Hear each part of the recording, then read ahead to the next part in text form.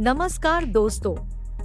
आपका स्वागत है योगेश महाजन लीगल चैनल पर। योगेश महाजन लीगल चैनल पर हम आपको प्रस्तुत करेंगे नवीनतम सुप्रीम कोर्ट के फैसलों और विभिन्न अन्य न्यायालयों के फैसलों पर और विधि ज्ञान को प्रसारित करने का प्रयास करेंगे। इस चैनल पर हम न्यायिक फैसलों के महत्व को समझाने और विधि समझौतों की युक्तियों को समझाने का प्रयास करते हैं। हमारा मकसद है कानून और न्याय के क्षेत्र में ज्ञान को आपके पास पहुंचाना, तो कृपया हमारे चैनल को सब्सक्राइब करें, घंटी आइकन दबाएं, वीडियो को लाइक और शेयर करें।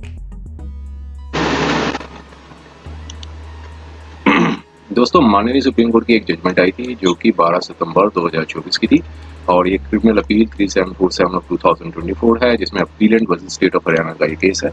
यहाँ पर अपीलेंट ने चैलेंज किया था हाई कोर्ट के ऑर्डर को और यहाँ पर ये केस इस तरह का था कि अपीलेंट एक डायग्नोस्टिक सेंटर है वो चला रहे थे और उनके क्लिनिक में डायग्नोस्टिक सेंटर जो है अल्ट्रासाउंड से रिलेटेड है, जो भी है वहाँ जजमेंट के कॉन्टेक्स्ट देखेंगे तो वहाँ पर एक रेड मारी गई थी। तो उसमें कहा गया था यहाँ पर जेंडर आइडेंटिफिकेशन टेस्ट है वो चलता है, तो एक डिकॉय कस्टमर भेजा गया और फिर एक रेड मारी गई और रेड के बेसिस पे एफआईआर थी वो रजिस्टर्ड हुई और फिर बाद में उसको एफआईआर को चैलेंज किया गया हाई कोर्ट में। हाई कोर्ट ने डिसमिस कर दी। फाइनली मैटर था वो सुप्रीम कोर्ट में गया। यहाँ पर ये मेन पॉइंट्स ये रेज किए गए कि जो रेड मारने का जो प्रोसीजर था वो प्रॉपर फॉलो नहीं किया गया और एक कमेटी होती है, उसमें एक सिविल सर्जन है वो चेयरमैन होते हैं, बाकी 2 अदर मेंबर्स भी होते हैं और लेकिन यहाँ पर सिर्फ सिविल सर्जन के ही एक जो रेट थी उन्हीं के सिग्नेचर थे, बाकी अदर जो मेंबर्स हैं वो उन्होंने मतलब कमेटी नहीं बनी थी, जिसकी वजह से सर्च और सीजर्स का जो प्रोसीजर है वो इलीगल था, विशिएटेड था और स्टेट की तरफ से ये कंटेंशन है कि ये मैटर अर्जेंसी में था और ये टाइम नहीं मिला, इसलिए अर्जेंसी के बेसिस पे ये जो है ये रेड की गई। अगर कोई प्रोसीजर में थोड़ा सा डिफेक्ट भी हो जाए तो इसका मतलब ये नहीं कि वो पूरा प्रोसीजर है वो गलत होगा। तो यहाँ पर माननीय सुप्रीम कोर्ट ने कहा कि एक प्रोसीजर होता है, अगर उस प्रोसीजर को जिस मैनर में करना चाहिए तो उसी मैनर में करना चाहिए। आप यहाँ पर क्योंकि सिविल सर्जन ने खुद ही सिग्नेचर किए थे तो यहाँ का जो प्रोसेस है वो पूरा इलीगल था। अगर अर्जेंसी भी थी तो वीडियो कॉन्फ्रेंसिंग कर सकते थे, कुछ कपल ऑफ मिनट्स लगते, जो बाकी मेंबर्स के जो कमेटी होती है जो पीएनडीटी एक्ट के अकॉर्डिंगली जो प्रोसीजर है वो फॉलो नहीं किया जाता। तो प्रिसाइजली हम देखने के लिए हम जजमेंट के कंटेंट्स को देखते हैं और समझने की कोशिश करते हैं कि क्या थे पीएनडीटी के एक्ट और माननीय सुप्रीम कोर्ट ने क्या इंटरप्रिटेशन निकाली और क्या किस ग्राउंड्स पे जो है वो अपील थी वो अलाउड की। तो आइए हम इसके कंटेंट्स को देखते हैं और फैक्ट्स को भी देखते हैं। देखिए, यहाँ ये बताया गया कि जो अपीलेंट है वो एक जनरल फिजिशियन है और रेडियोलॉजिस्ट है 2007 से और 2017 को एक 4 ऑफिसर्स की जो टीम थी उन्होंने अपीलेंट के क्लिनिक में रेड मारी और एक कंप्लेंट थी एक वुमेन की और अक्यूज नंबर 1 जिनको बताया गया उन्होंने कहा कि वो एक डिटर्मिनेशन टेस्ट है वो जेंडर डिटर्मिनेशन टेस्ट है वो चला रही हैं और मेडिकल टर्मिनेशन ऑफ प्रेगनेंसी का, और एक डिकॉय पेशेंट था उसे सेलेक्ट किया गया और एलिगेशन ये थी कि जो अक्यूज नंबर 1 है उन्होंने कॉन्ट्रैक्ट किया मेडिकल टर्मिनेशन ऑफ प्रेगनेंसी को डिकॉय पेशेंट से। डिकॉय पेशेंट जो हैं और एक शैडो विटनेस है वो सब इंस्पेक्टर थी, उन्होंने इन्फॉर्म किया कि उन्हें पता है फोइटस का जो जेंडर क्या है और इसलिए जो अक्यूज नंबर 1 है उन्होंने डिकॉय पेशेंट को 27 अप्रैल 2017 को बुलाया 8 बजे एमटीपी के लिए, medical termination pregnancy. Shadow witness थे, उन्होंने इन्फॉर्म किया कि अक्यूज नंबर 1 को कि फैमिली मेम्बर्स हैं वो सजेस्ट कर रही हैं कि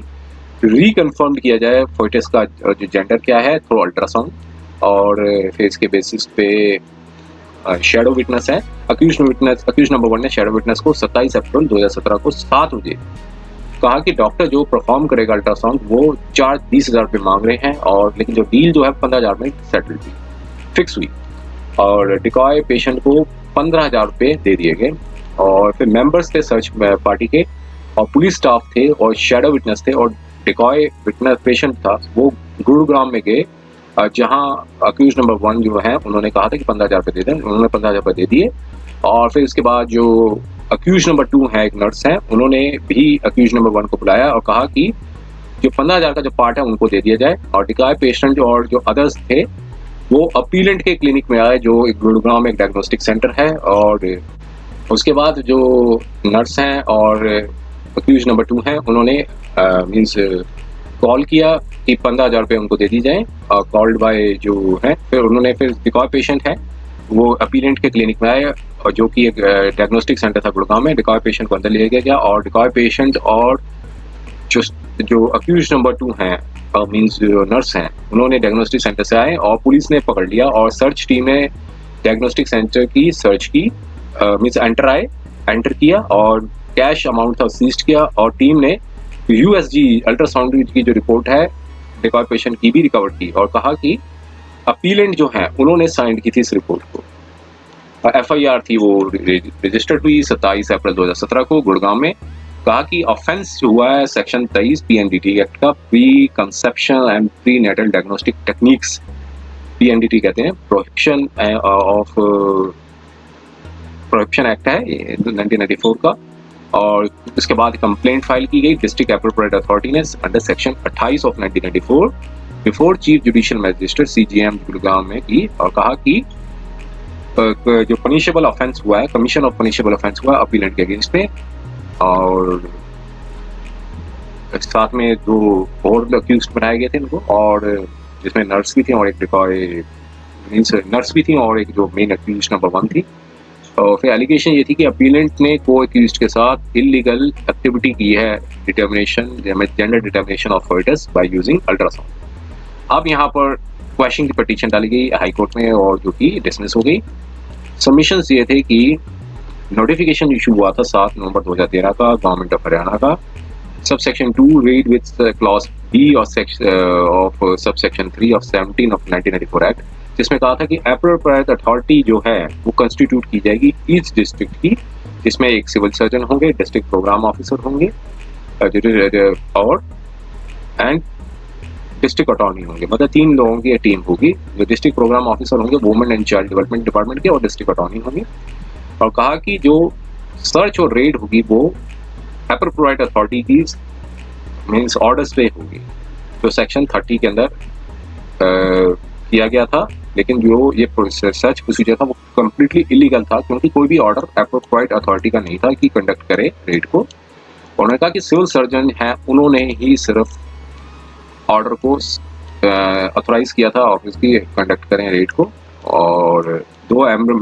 मेंबरान थे एप्रोप्रिएट अथॉरिटी को, उन्होंने साइन नहीं किया था इस ऑर्डर को। एफिडेविट भी जो फाइल किया गया था जो सिविल सर्जन है डिस्ट्रिक्ट एप्रोप्रिएट अथॉरिटी और सिविल सर्जन गुड़गांव के, उन्होंने कहा था कि सिविल सर्जन ने एक्सेप्ट किया था कि उन्होंने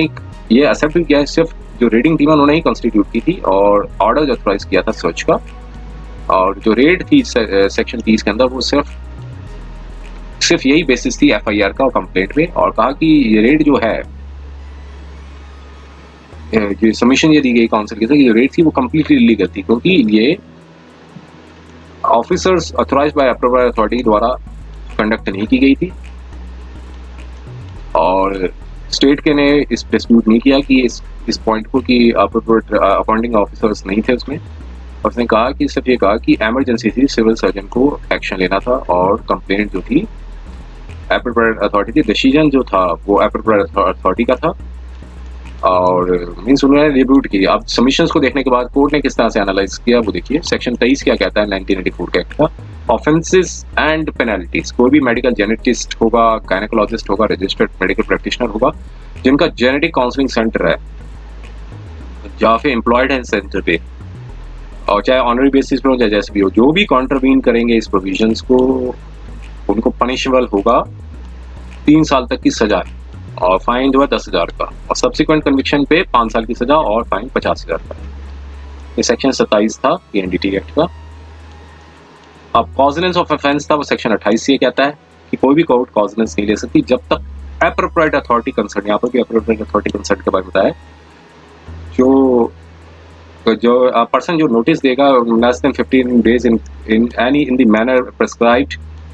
और कोई भी कोर्ट अदर दैन जो मेट्रो मजिस्ट्रेट और जुडिशियल मजिस्ट्रेट है वो ट्राई नहीं कर सकती इस ऑफेंस में, other than the magistrate court, और कोई कोर्ट इसमें कॉजनेंस नहीं ले सकती।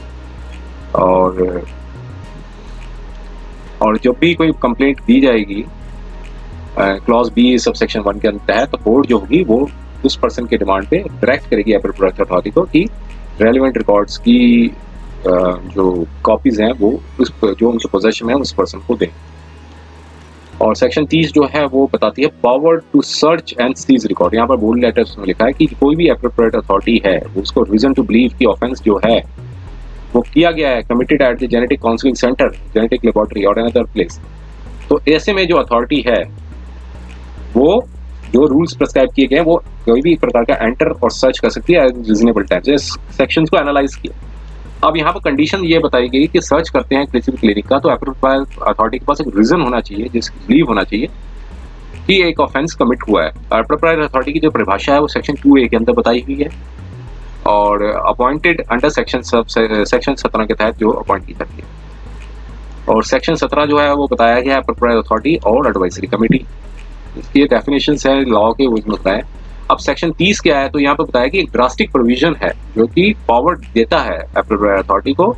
जहाँ पे कोई ऑफिसर ऑथराइज्ड होता है जेनेटिक लेबोरेटरी का और कोई भी प्लेस जो रिकॉर्ड को एग्जामिन करे और वो सीज कर सकते हैं सेम और सील्ड भी कर सकते हैं। तो ये एक सेक्शन 30 के बारे में बताया। अब सेक्शन 26 क्या कहता है, अभी उससे हटके कोर्ट ने अब इंडियन पीनल कोड के जो प्रोविजंस है उसको एनालाइज किया और उसके प्रोविजंस को एनालाइज ये किया कि has the reason to believe. तो has the reason to believe section 26 क्या कहता है, वो कहता है इस एक्सप्रेशन रीजन टू बिलीव ये होता है कि a person is said to have reason to believe अगर कोई सफिशिएंट कॉज टू बिलीव हो कि that thing but not otherwise. इस सेक्शन 26 इंडियन पीनल कोड का ये कहता है। और एक जजमेंट भी आई थी असलम मोहम्मद मर्चेंट वैसे कॉम्पिटेंट अथॉरिटी। तो अब इसमें भी जो पैराग्राफ था वो रिप्रोड्यूस किया। अब यहाँ पर कोर्ट ने इंटरप्रिटेशन ये निकाला कि ये एक्सप्रेशन डिपेंड करता है किस कॉन्टेक्स्ट पे इस पर्टिकुलर लेजिस्लेशन को यूज किया जा रहा है। अगर कई स्टैट्यूज जो है जैसे कि प्रेजेंट वन जो है उसमें जो पावर टू इनिशिएट एक्शन करना अंडर स्टैच्यू और इसमें जो अथॉरिटी के पास रीजन टू बिलीव है कि सर्टेन फैक्ट्स एग्जिस्ट करते हैं, तो ये टेस्ट ये करना कि कोई रीजनेबल मैन जो अंडर सर्कमस्टांसेस पे जो उनके समक्ष लाए जाएंगे तो वो भी प्रोपेल टू टेक वही एक्शन लेगा जो अंडर स्टैट्यूट्स में होंगे। तो रीजन टू बिलीव जो कहा कि इस तरह से इंटरप्रिटेट नहीं किया जा सकता कि एक प्रोसीजरल रोड ब्लॉक हो। तो रीजन जो है एक मटेरियल अगर कोई प्लेस किया जाता है किसी एप्रोप्रिएट अथॉरिटी का और जिसके बेसिस पे सर्च रिक्वायर्ड है अगर वो की जाती है तो एक्शन अगर if the action is delayed तो ऑब्जेक्ट जो है तो वो ऑर्डर ऑफ सर्च जो है वो फ्रस्ट्रेट हो जाएगा। तो ये यहाँ पे यही बताया गया कि कंप्लेंट जो अदरवाइज मटेरियल जो रिसीव की जाती है एप्रोप्रिएट अथॉरिटी के पास जो है मेम्बरान के पास वो इमीडिएटली अवेलेबल होने चाहिए टू ऑल इट्स मेंबर्स। तो ये सारे इन्होंने कॉन्टेक्शन निकाले और नोटिफिकेशन जो आया था उसमें 7 नवंबर 2013 का अब उसको देखा। उसमें बताया कि एप्रोप्रिएट अथॉरिटी जो है वो उसमें बताया गया था एक सिविल सर्जन होंगे, डिस्ट्रिक्ट प्रोग्राम ऑफिसर होंगे, डिस्ट्रिक्ट अटॉर्नी होंगे और यहाँ पे बताया कि अगर सिंगल मेंबर जो है वो साइन करते हैं किस प्रकार की मींस सर्च को तो ये कंप्लीटली इलीगल होगा क्योंकि ये कॉन्ट्ररी टू द प्रोविजन होगा सेक्शन 30 सब सेक्शन पार्ट 1 का। लॉ रिक्वायर्स यहाँ पे देखिए एक पॉइंट बताया कि if law requires a particular thing is to be done in a particular manner the same must be done in manner only. अगर law ये कहता है कि एक चीज को इस पर्टिकुलर मैनर पे करनी है तो उसको उसी मैनर पे करनी चाहिए। इस प्रेजेंट केस में क्या है जो एफिडेविट फाइल किया था chairman of appropriate authority cum district civil surgeon Gurugram के, उन्होंने कहा कि डिसीजन लिया था सर्च का वो अपॉइंट जो है 3 ऑफिसर्स द्वारा किए जा मीन्स अपॉइंटिंग 3 ऑफिसर्स द्वारा किए गए थे 27 अप्रैल 2017 का। जो ये सिर्फ उन्हीं का डिसीजन था कि वो अपनी कैपेसिटी पे चेयरमैन ऑफ एप्रोप्रिएट अथॉरिटी थे इसलिए उन्होंने उन्हीं का डिसीजन लिया था, लेकिन जो अदर मेंबर्स थे वो उस डिसीजन में शामिल नहीं थे। अब जो सिविल सर्जन ने अपना एक्सक्यूज दिया कि वो अर्जेंसी थी। अब एप्रोप्रिएट अथॉरिटी ने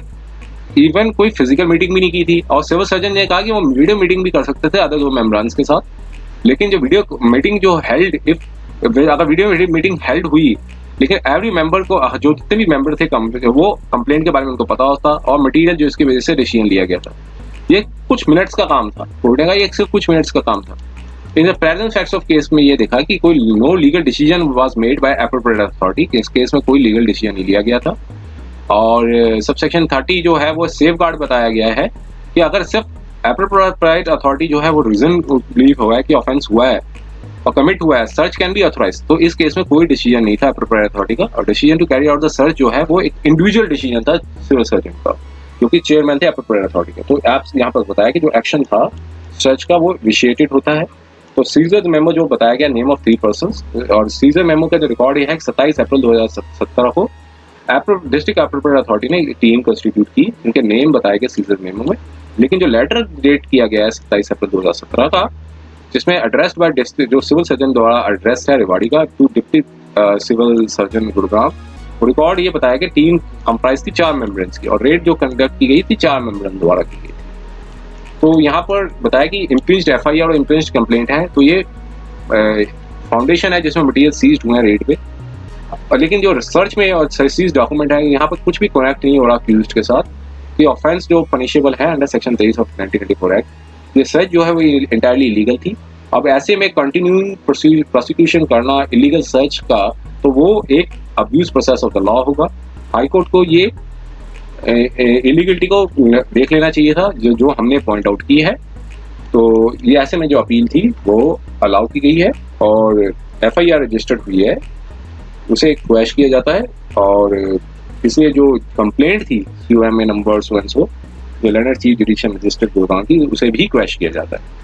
तो ये जजमेंट आई थी 12 सितंबर 2024 को। उम्मीद है कि यह वीडियो आपको पसंद आया होगा। अगर आपने अभी तक हमारे चैनल को सब्सक्राइब नहीं किया है तो कृपया इसे सब्सक्राइब कर ले और बेल आइकन दबाकर नोटिफिकेशन प्राप्त करें ताकि आप हमारे नए वीडियो से अपडेट रह सकें। अगर आपको यह वीडियो पसंद आया हो तो कृपया लाइक करें और अपने दोस्तों के साथ शेयर करें। हमारे चैनल पर आपको न्यायिक मुद्दों, कानूनी सलाह और कानूनी अपडेट्स के बारे में नवाचारिक और महत्वपूर्ण जानकारी मिलेगी। हमारे साथ बने रहें, क्योंकि योगेश महाजन लीगल आपके कानूनी सवालों का सहायक है।